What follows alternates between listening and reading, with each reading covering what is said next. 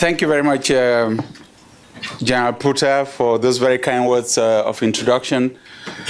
It's a real pleasure to be here and very pleased to see all of you. Welcome to Washington. I understand you've already been here for a week and you're into your second week. Let me also say that one of the things that I'm most proud about in terms of my CV is my affiliation with the Africa Center for Strategic Studies. I've been an adjunct faculty here since the creation of the center in 1999, and I'm really pleased with the impact that this relationship's being built with senior officers and senior civilian leaders from the continent has meant for civil-military relations, security sector reform, and all of the issues that you all deal with on a daily basis. Let me also say, in the interest of full disclosure, that I'm from Cameroon. And so this is a topic that's dear to my heart.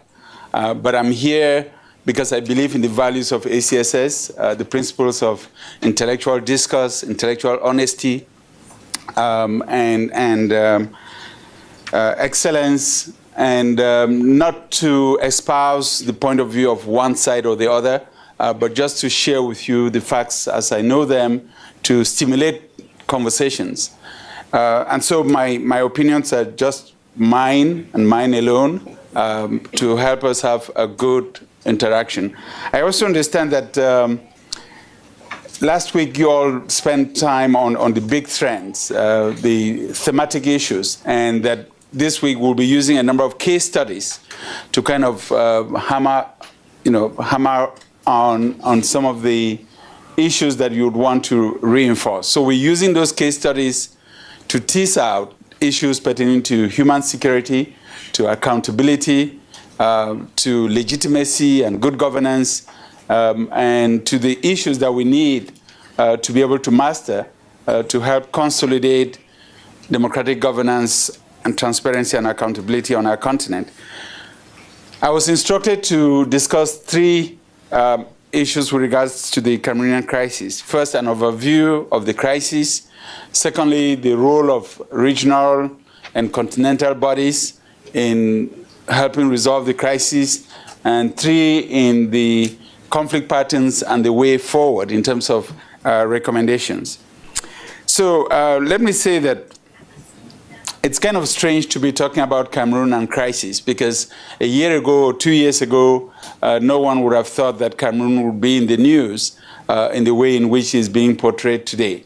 But the truth about it is that Cameroon is now dealing with what I've always called a national crisis, even from the beginning, and a crisis which risks undermining the very foundation on which this country is built. There have been two tracks to the origin of this crisis. In October last year, it began as a series of grievances from various sectors, notably teachers and lawyers in Anglophone Cameroon, who complained about the educational system and the fact that the Anglo-Saxon educational system was being watered down because non-Anglophone teachers were being posted in schools to teach kids in English. I'm expecting that you all already know that Cameroon is a bicultural country, that's a bilingual country, and that one part of the country is English-speaking and the other part of it is French-speaking. That English-speaking Cameroon, it's approximately 20% of the population, and French-speaking Cameroon, it's about 80% of the population. That the English-speaking part of the country at one time in the colonial era before independence was governed as part of Eastern Nigeria, and later on, through a plebiscite, voted to reunite with the former French-speaking side to form the Federal Republic of Cameroon. And I will come back to that later on. But this crisis in October of 2016 began by way of corporate grievances. The lawyers, Anglophone lawyers, felt that the English legal system, the common law system, was being undermined and overwhelmed by the civil law system, which is dominated by French-speaking jurists, lawyers, and magistrates. However, I think that in the course of the last year, because of the manner in which this crisis has been managed, we now have a confluence of grievances. And the initial grievances of teachers and lawyers have now morphed into political grievances that are calling into question the very existence of the nation state.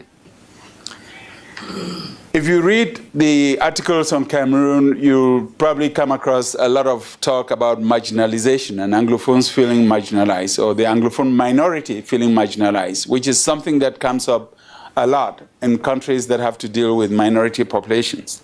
However, in the specific case of Cameroon, there are a few pointers, a few indicators that can help you understand the notion of marginalization in Cameroon.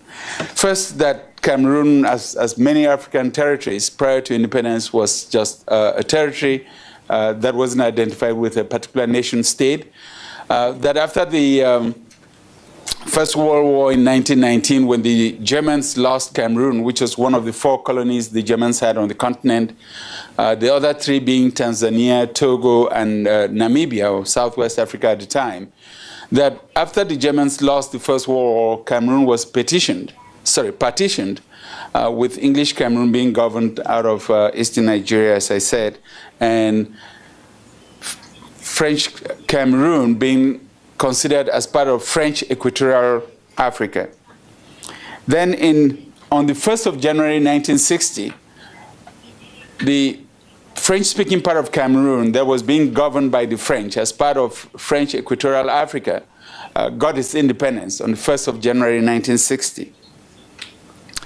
And then later on October 1, 1961, when Nigeria was getting its independence, the English-speaking part of Cameroon, which at the time was called Southern Cameroons, was given the possibility to elect to either become independent as part of Nigeria or to rejoin the French-speaking part of Cameroon, which had already obtained its independence on the 1st of January 1960. It was a competitive electoral process, and the majority of Anglophone Cameroonians within Southern Cameroons elected to join the French Cameroon, which by that time had already obtained its independence as the Republic of Cameroon. And through that plebiscite decision, as the 2 parts of Cameroon came together, they agreed to form what was called the Federal Republic of Cameroon, having gone through talks between the 2 parts in Fumban to come up with the Federal Republic of Cameroon in 1961, with a constitution that said that the cultural identities of both sides would be respected, and the federal nature of the country will never be changed in future constitutions. In 1972, 11 years later, there was a political transformation in the country where the constitution was changed and the country moved from being the Federal Republic of Cameroon to become the United Republic of Cameroon.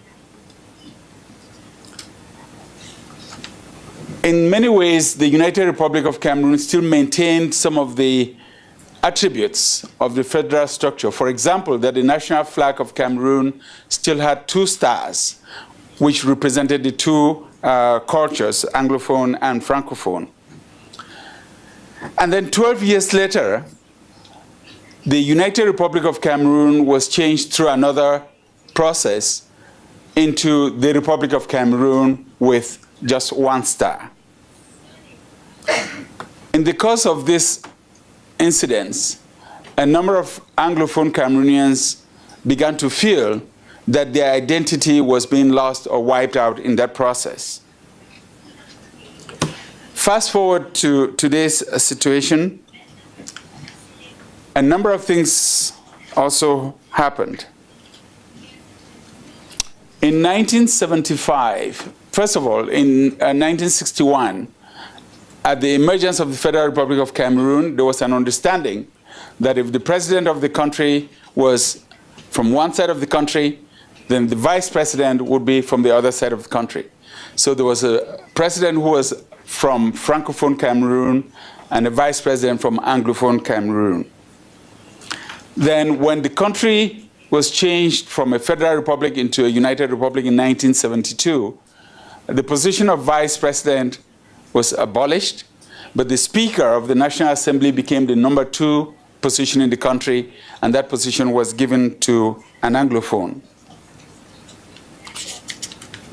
Then in 1975, the position of the Prime Minister was created under the rubric of the United Republic of Cameroon, and the Prime Minister at the time served from 1975 to 1982. Prior to 1982, there were a number of changes within the ruling party at the time. It was the time of the one-party days, and also within the protocol of the state, such that the Speaker of the National Assembly no longer became the immediate potential successor to the head of state. And rather, that possibility was given to the Prime Minister, who happened to be from Francophone Anglophone, from Francophone Cameroon. In 1992, Cameroon went through the first multi-party elections, competitive elections, which were won by the incumbent president at the time, President Paul Biya, but which was controversial because the candidate who came in second claimed that he had won the election, and it just so happened that that candidate was an Anglophone Cameroonian. Later on, in the last few years, the institutions of the country were modified, and the Senate, a second legislative body, was created, the Senate. And the leadership of the Senate happened to have been elected, and the person elected was a Francophone Cameroonian. So what is transpired from 1961 is that many Anglophones now see a country in which the most highly placed Anglophone in Cameroon today is 5th in line of protocol after the head of state, the Speaker, the President of the Senate, the Speaker of the National Assembly, the Speaker of the Chairman of the Economic and Social Council, and then the Prime Minister. The current Prime Minister of Cameroon is an Anglophone. This is kind of significant because it provides you with some background as to why some Cameroonians will now feel marginalized within that setup. In December of 2016, after the crisis had begun, I provided an interview in which I said, for me, it was more a crisis of governance than a crisis of identity. Since December 2016, obviously, the crisis has been exacerbated by the demonstrations, massive demonstrations that have taken place in the northwest and southwest regions of the country, violations of human rights and people that have been killed in the process of those demonstrations, and calls for secession by some Anglophones who no longer identify with the country as it currently stands. Now, what are the prospects for regional and continental bodies to play a role? I think that I wouldn't be as optimistic as some would expect in terms of the role that international and even regional bodies can play. Because when you look at the African continent, you would have to agree that some of our sub-regional entities are doing much better than others. That SADC is done pretty well in keeping its house in order, that IGAD has been making an effort to try to tackle some of the issues that we've seen in the Horn of Africa, that ECOWAS is doing extremely well. In fact, I would rate ECOWAS as one of the best performing, if not the best performing, sub-regional entity. in terms of its protocols on governance, accountability, and transparency, in terms of peer pressure and peer review and peer support with other African leaders coming to the rescue when things are not going well in any one of the other West African countries. But the unfortunate thing that I see in the Central Africa sub-region, in our sub-region of ECAS, is that the sub-regional organization is not as influential as one would have hoped.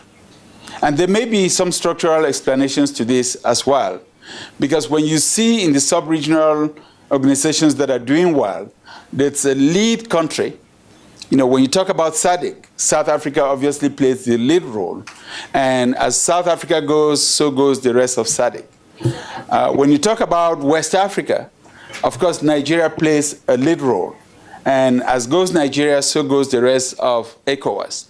And then you also have other countries within ECOWAS, Ghana, Senegal, that are very strong on these issues of governance and accountability. Unfortunately, in the Central Africa sub-region, Cameroon is the country that should be the lead country. And when Cameroon is not doing well, it's extremely difficult to expect that the Central African Republic that's dealing with its own crisis, or Gabon, or Equatorial Guinea, or Congo-Brazzaville could really weigh in helping resolve the crisis in Cameroon. So invariably, at some point, I am convinced that Cameroonians are going to have to find a way to sit down and tackle these issues head-on. I also feel that presently, it's a lot of confusion about the nature of the crisis, about the root causes of the crisis, about the severity or the depth of grievances that people now hold, that if a proper diagnosis is not done, the crisis may not be resolved in the short term. That we may have some peace, we may have a period where things seem to look normal, but invariably, the depth of hurt that people feel in part of the country is such that at some point, the crisis is going to resurface. Unfortunately, and this is my last point about some of the challenges that lie ahead, the overall political trends are not necessarily the most favorable for the peaceful resolution of this crisis. The timing of this crisis couldn't have been any worse, in my view, because Cameroon is about to roll into an election year in 2018, when we'll have local elections, legislative elections, and presidential elections. That, as we all know, as you all know, and many of your countries have gone through this process, when a country is going through elections, even under normal circumstances, it's a very challenging period, because it's a time when the entire country is mobilized. It's a time when political parties and political candidates are making all kinds of promises and declarations. It's a time when the security services have to guarantee the security of every citizen that's participating in a political rally or in a political event or that holds different viewpoints. And generally, it's a very challenging moment for most countries. And so if you superimpose on that challenge, which comes naturally with every election, the crisis that Cameroon currently is going through, that is now morphed into a crisis of identity for many Cameroonians, you can only begin to imagine how difficult it's going to be to resolve this crisis in the short term. When I step back a little bit and I look at the demographics of the country or the social inclinations or alignments within the country, what I see from my standpoint is a very diverse tapestry. Within the Anglophone community in Cameroon, you now have at least 3 or 4 lines of thought. There is, on the one hand, a group of Anglophone Cameroonians who want to go back to what Cameroon was before 1960, who want to opt out of Cameroon as we see it today, who are advocating for secession. There's a second group of Cameroonians who are saying we can go back to 1961, where we were as a federal republic, and they're advocating for federation. There's a third group of Cameroonians, Anglophone Cameroonians, who don't want secession, who don't want federalism, but who want decentralization, because that's what is currently written into the Constitution that was adopted in 1996. And I would say there's even a fourth category of Anglophone Cameroonians who feel that the status quo is fine and that these grievances are marginal and should be dealt with as administrative and legal issues. So you have four different viewpoints within the Anglophone community in Cameroon. At the same time, within the majority Francophone community, you have what I would see as three very divergent viewpoints. One, there are Francophones who are as vocal about this crisis as many of the Anglophones are, who are extremely critical of the way in which the country has been managed in the past 5 decades, and who would want to see a lot of those grievances dealt with to give a sense of recognition to Anglophone Cameroonians that they do belong. A number of them are very vocal on social media and in various other public fora. There's a second group of Francophones who identify with the Anglophone issues, but who also say that the other 8 regions of the country face similar challenges in terms of lack of infrastructure, in terms of lack of employment opportunities for young Cameroonians, and that the issues ought to be dealt with at the national level within the current framework of the nation state with its decentralized 10 regions. And then there's a third group of Francophones who have said, as the government said a year ago, that there is no Anglophone issue in Cameroon, and that there's just a number of stubborn young people who should be dealt with by the rule of law, applied in the very brutal sense of locking them up if they don't respect the law. And so this is creating a very confusing environment.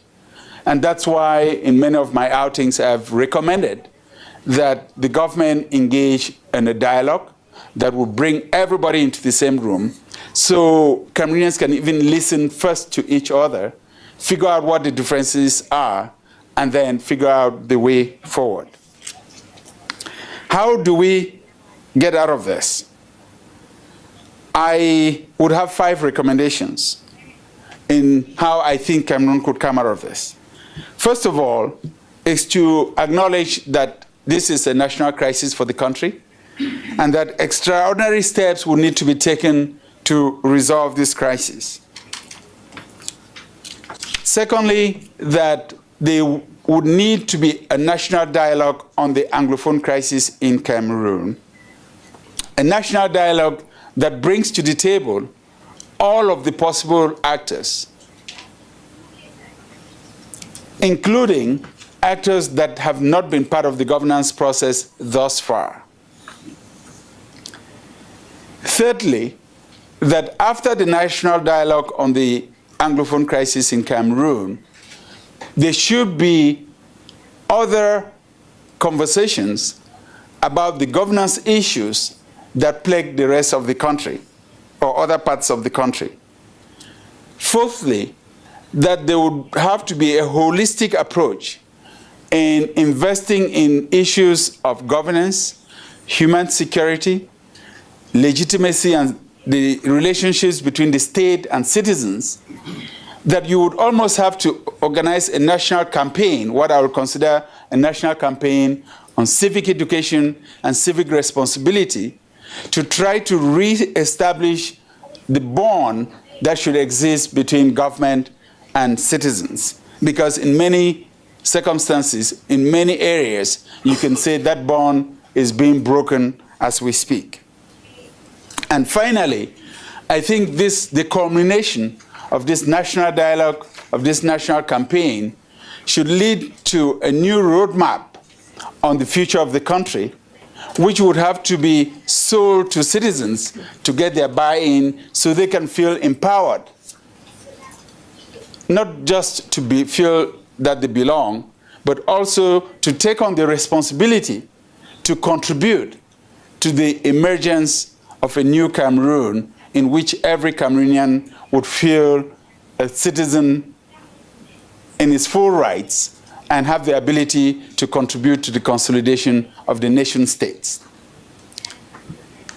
The conclusion that I would like to leave all of you with, it's something that has gone through my mind as I've watched this crisis, is in knowing that in a lot of our countries, we inherited institutions that were crafted for us by others, by the colonial masters for the most part, by our parents and grandparents. And for our parents and grandparents, the first generation of African leaders, they did their best under the circumstances. In most cases, without a lot of formal education, in most cases, without a lot of exposure to how the world functioned, or even how those institutions could be run.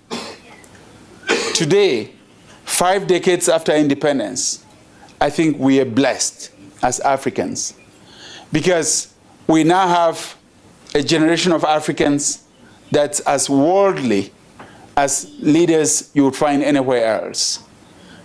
All of you in this room have gone to the same military academies, to the same foreign service institutions as your colleagues in other parts of the world.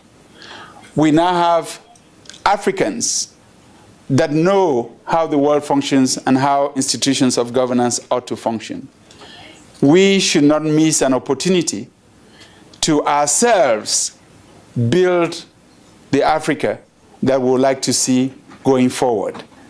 We cannot allow ourselves to become captive of institutions that we inherited if we have an opportunity to help build institutions that can consolidate democracy, peace, and security for all of our fellow citizens going forward. Thank you very much for your time and attention, and I throw this out as opening remarks. I'll be delighted to take your questions.